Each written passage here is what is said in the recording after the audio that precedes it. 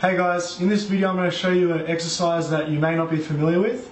It's fantastic for shoulder development and strength surrounding the scapula. So before we get started, I want to talk briefly about the scapula or shoulder blade position when you are actually doing this exercise.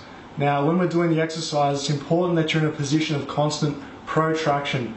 Now that means bringing your scapula forward, and that's the position that you must maintain throughout the whole exercise.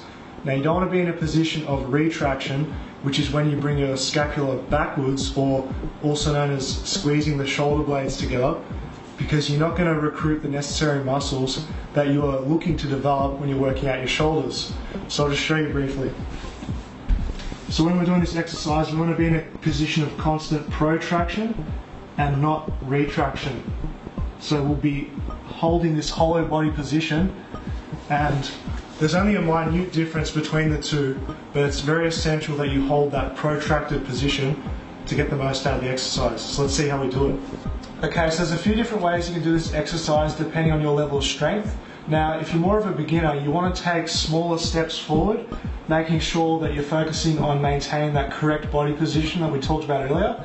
But if that's too easy, if you're more of an advanced individual, you can take larger steps forward while still maintaining that body position. In terms of wrist positioning, it's really up to personal preference on how you want to place your hands. For me, I find that I'm a lot more comfortable and I don't get any pain in my wrists if I turn them out slightly, whereas I get some pain if I was to do the exercise with my hands completely straight.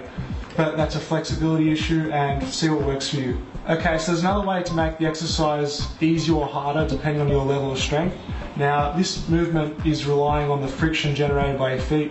So if you're a beginner, you'll want to choose a surface or an environment in which you create the least amount of friction, so you can focus on performing the exercise in the correct manner. However, if you're more advanced and are looking for more of a challenge in this exercise, you want to create an environment in which there's a much larger amount of friction.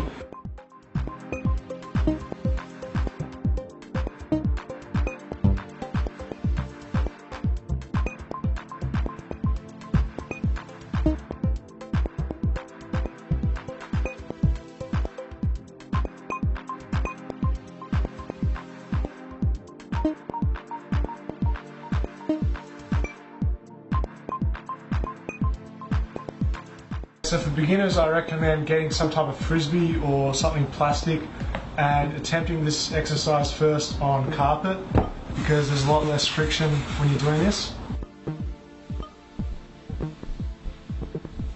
And just another variation you can do if you don't want to be sliding on your socks all over the floor, or don't have a frisbee or something plastic to slide on the carpet, is just taking little steps and trying to use your legs as least as possible, trying to do the whole movement with your shoulders.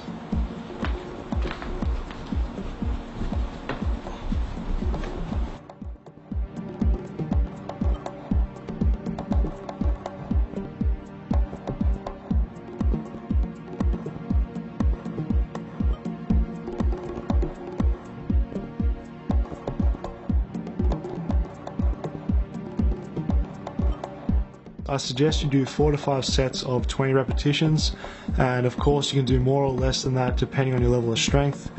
I recommend you use a 1-1 counting scheme, so left, right, 1-1, left, right, 2-2.